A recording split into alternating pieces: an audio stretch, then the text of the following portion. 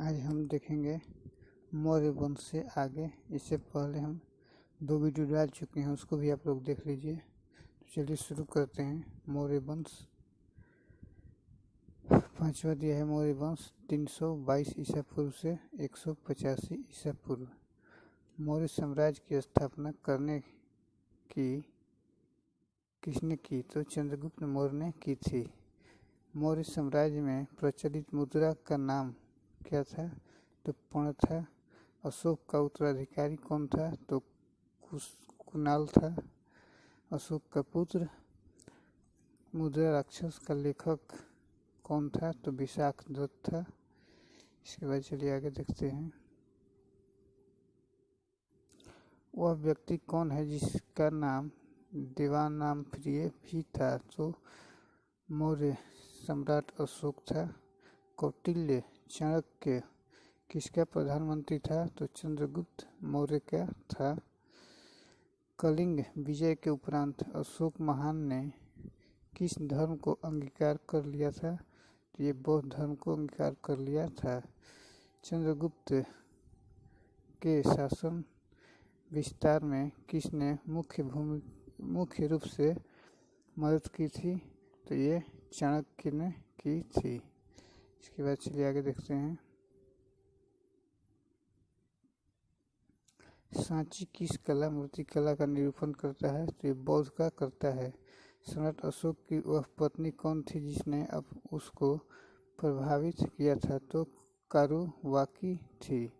अशोक ने अपने सभी अभिलेखों में एकरूपता से किस प्रकृति का प्रयोग किया है? तो मगधी में किया है। बिंदुसार ने विद्रोहियों को कुचलने के लिए अशोक को कहाँ भेजा? तो ये तक्षशिला में भेजा था। इसके बाद देखते हैं।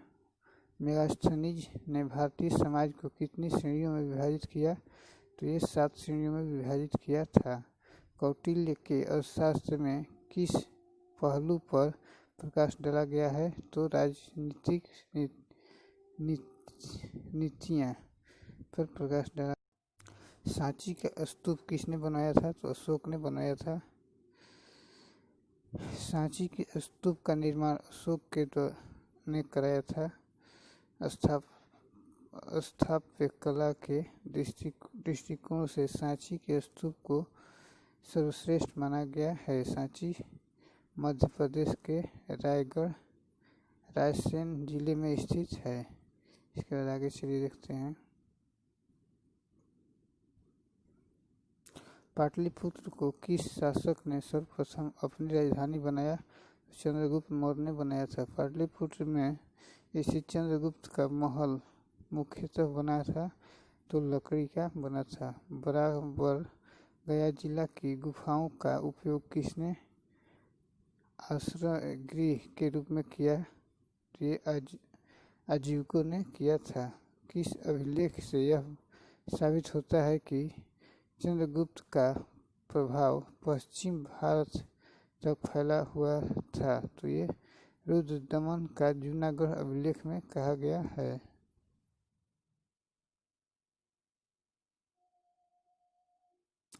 केवल वह स्तंभ जिसमें अशोक ने स्वयं को मगध का सम्राट बताया है तो भाब्रू स्तंभ। अर्थशास्त्र का लेखक समकालीन था तो चंद्रगुप्त का था। नंद वंश के पश्चात मगध पर किस राजवंश ने शासन किया? तो मौर्य ने किया था। मौर्य काल में शिक्षा का सर्वाधिक प्रसिद्ध केंद्र था तो ये तक्षशिला था। मेगास्थनीज की पुस्तक का नाम क्या है? तो ये इंडिका है। इसके बाद चलिए आगे देखते हैं।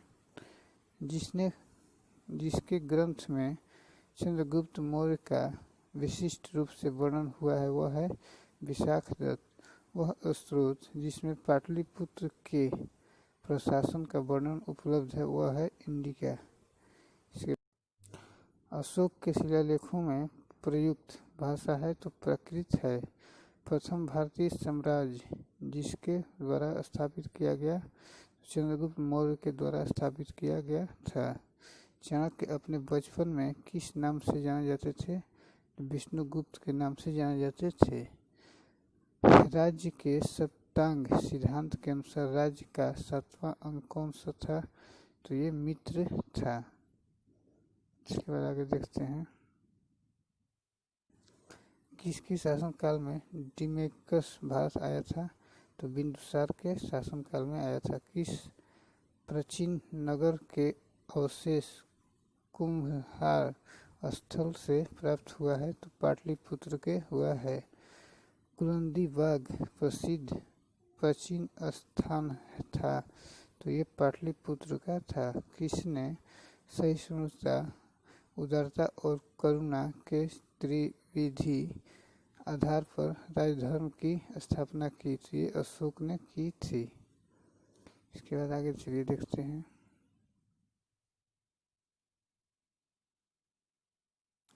अशोक ने बौद्ध होते हुए भी हिंदू धर्म में आस्था नहीं छोड़ी। इसका प्रमाण है देवनाम प्रिय की उपाधि।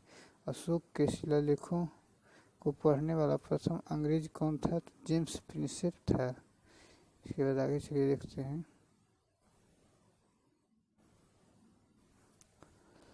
सर्वप्रथम अशोक के शिलालेखों को पढ़ने का श्रेय अंग्रेज विद्वान जेम्स प्रिंसेप को है। उन्होंने 1837 ईस्वी में अशोक के लेखों ब्राह्मी लिपि का उद्घाटन किया। केवल वह स्तंभ जिसमें अशोक ने स्वयं को मगध का सम्राट बताया भाब्रू स्तंभ है। मौर्य काल में शिक्षा का सर्वाधिक प्रसिद्ध केंद्र था तो तक्षशिला था।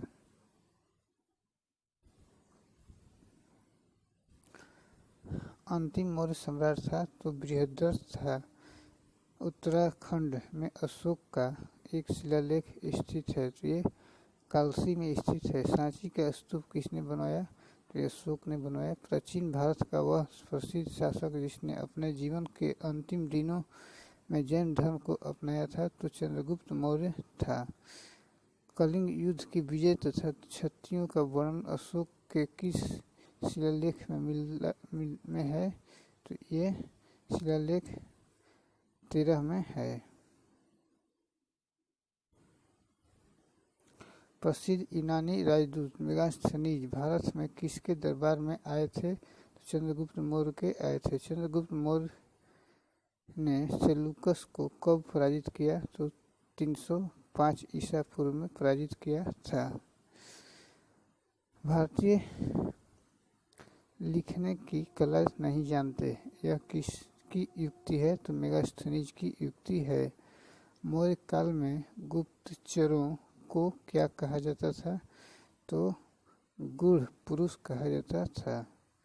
इसके बाद देखते हैं आगे,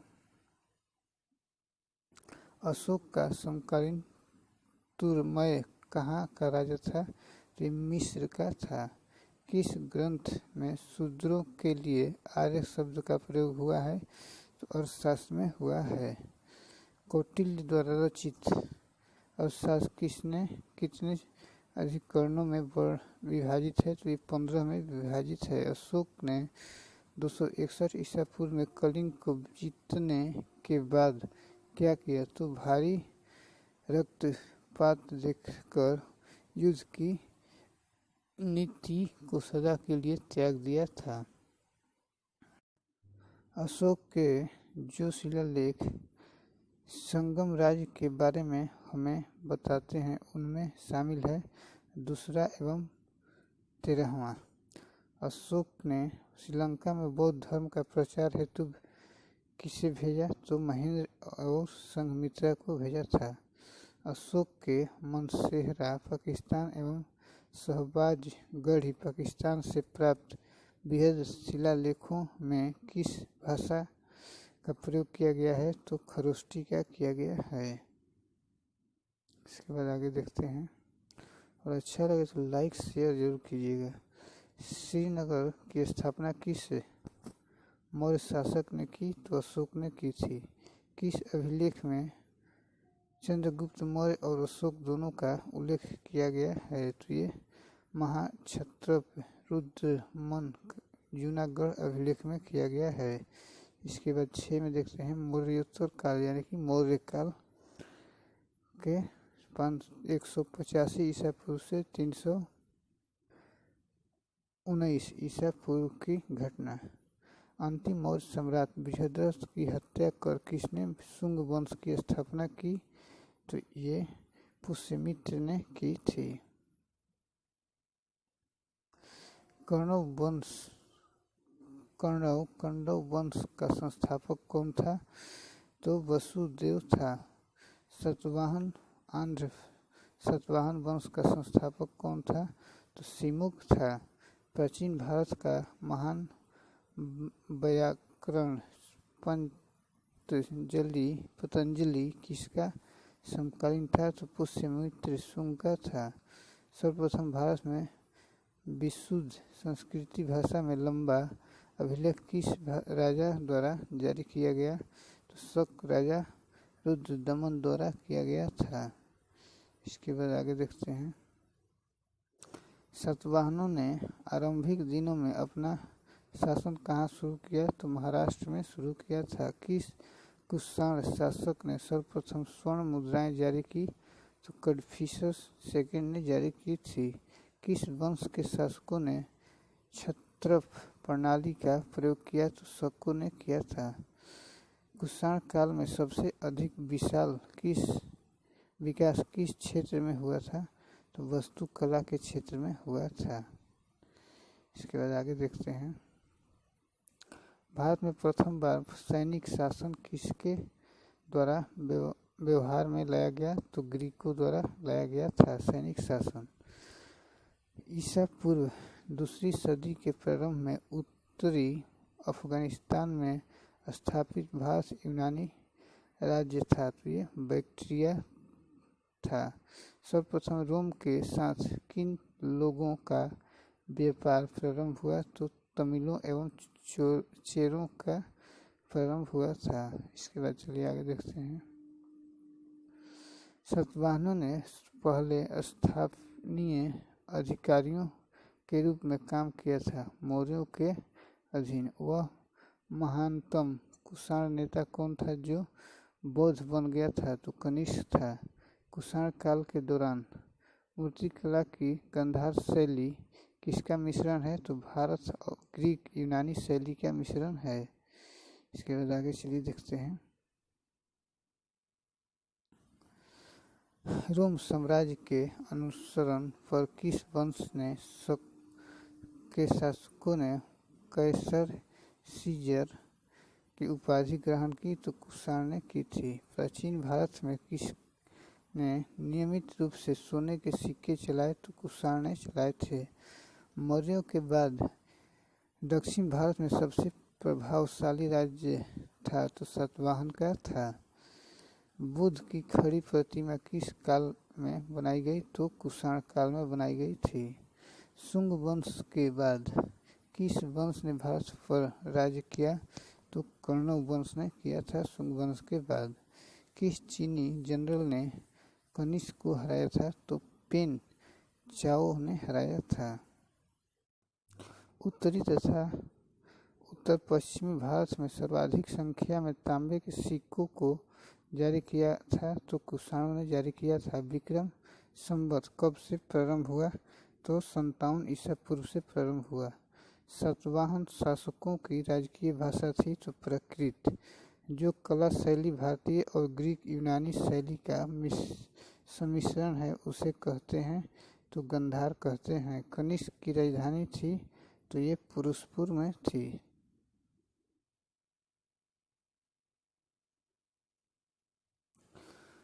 पुरुषपुर किसका दूसरा नाम है? तो पेशावर का नाम है। चरक किसके राज चिकित्सक थे? तो कनिष्क के थे।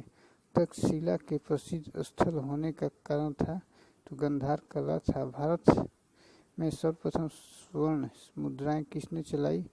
तो इंडो बैक्ट्रियस ने चलाई थी। किस संग्रहालय में कुषाणकालीन मूर्तियों का संग्रह अधिक मात्रा में है? तो मथुरा संग्रहालय में है। इसके बाद आगे चलिए देखते हैं।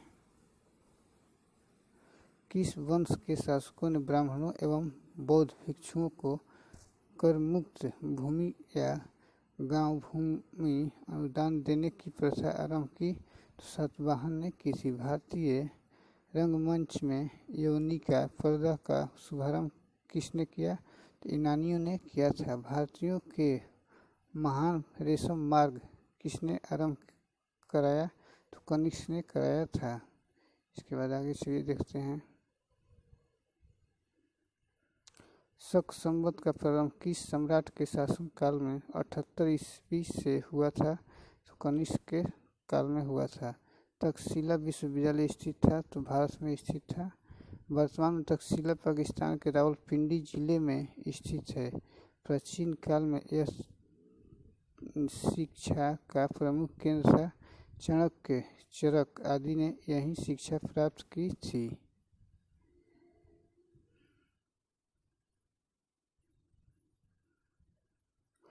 प्राचीन काल में कलिंग का महान शासक कौन था? तो खारवेल था। बुद्ध का किसके सिक्कों पर अंकन हुआ है? तो कनिष्क के सिक्कों पर हुआ है। युद्धेय सिक्कों पर किस देवता का अंकन मिलता है? तो कार्तिकेय के का मिलता है। कनिष्क के सारनाथ बौद्ध प्रतिमा अभिलेख की तिथि क्या है? तो 81 ईसा पूर्व है। अश्वघोष किसका समकालीन था? तो कनिष्क का था। बाल विवाह की प्रथा प्रारंभ हुई? तो ये कुषाण काल में हुई थी। इसके बाद चलिए आगे देखते हैं। जो कला शैली भारतीय और यूनानी ग्रीक आकृति का सम्मिश्रण है उसे कहते हैं गांधार शैली कहते हैं। सातवाहनों की राजधानी अवस्थित थी? तो अमरावती में अवस्थित थी। आंध्र सातवाहन राजाओं की सबसे लंबी सूची किस पुराण में मिलती है? तो मत्स्य पुराण में मिलती है। पूर्वी रोमन शासक जस्टिनियन का सर्वाधिक महत्वपूर्ण योगदान किस क्षेत्र में था? ये विधि के क्षेत्र में था। इसके बाद देखते हैं संगम काल। संगम काल 7 नदी है। संगम युग में उदयपुर किस लिए विख्यात था? तो कपास के व्यापार का महत्वपूर्ण केंद्र था। तुल्कापियम ग्रंथ संबंधित है? तो व्याकरण और काव्य से संबंधित है। धार्मिक कविताओं का संकलन कुरल किस भाषा में है? तमिल में है। किस संगम युगीन राज्य के संरक्षण में 3 संगमों का आयोजन किया गया है? तो ये पांड्य में हुआ है। लाल चेर के नाम से प्रसिद्ध वह चेर शासक कौन था जिसने कर्णगी पत्तिनी के मंदिर का निर्माण कराया था? तो सेनगुट्टन वन ने कराया था। चलिए आगे देखते हैं। तमिल भाषा के शिल्पाधिकारम और मणिमेखलई नामक ग्रंथ किससे संबंधित है? तो हिंदू धर्म से संबंधित है। कौन संगम युगीन व्याकरण रचना सर्वाधिक महत्वपूर्ण रचना मानी गई है? तोल्कापियम मानी गई है। मुजरिस किस राज्य का प्रमुख बंदरगाह था? तो चेर का था। प्राचीनतम तमिल देवता मुरुगन किस वैदिक देवता के सदृश हैं? तो ये स्कंद कार्तिकेय के हैं। संगमकालीन साहित्य में कौन को एवं मनन किसके लिए प्रयुक्त होते हैं? तो ये राजा के लिए होते हैं।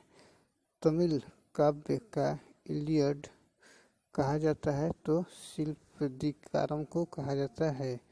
चेर वंश का शासन किस क्षेत्र पर था? तो केरल पर था। चेर वंश का प्रसिद्ध शासक कौन था? तो ये गुटन था। चोल वंश का प्रसिद्ध शासक कौन था? तो करिकाल इसका आंसर हो जाएगा।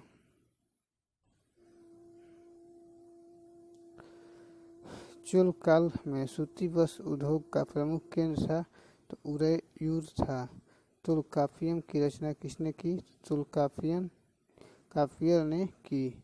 चोल काल में सर्वोच्च न्यायालय को क्या कहा जाता था? तो मनरम कहा जाता था।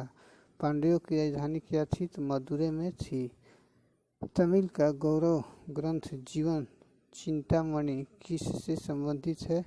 तो जैन धर्म से संबंधित है।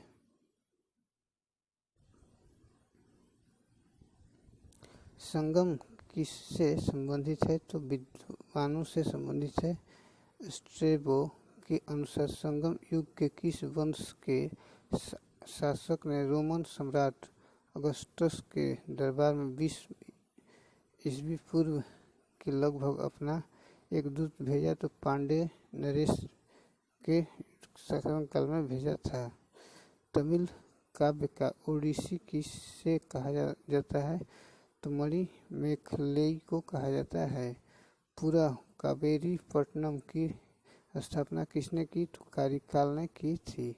प्राचीनतम तमिल देवता मुरुगन किस वैदिक देवता के सदृश हैं? तो स्कंद कार्तिकेयन के हैं। इसके बाद देखते हैं संगमों का आयोजन। प्रथम संगम मदुरै में हुआ था। अध्यक्षता की थी अगस्त्यार अगस्त ऋषि ने की थी। द्वितीय संगम कपाटपुरम अलवे में हुआ था। अगस्त्यार अगस्त ऋषि ने की थी। तृतीय संगम मदुरै में हुआ था। नकीरर ने की थी। इसके बाद गुप्त काल, इसको हम अगला वीडियो में लेकर पढ़ाएंगे। तब तक के लिए आप लोग लाइक शेयर सब्सक्राइब कीजिए। धन्यवाद।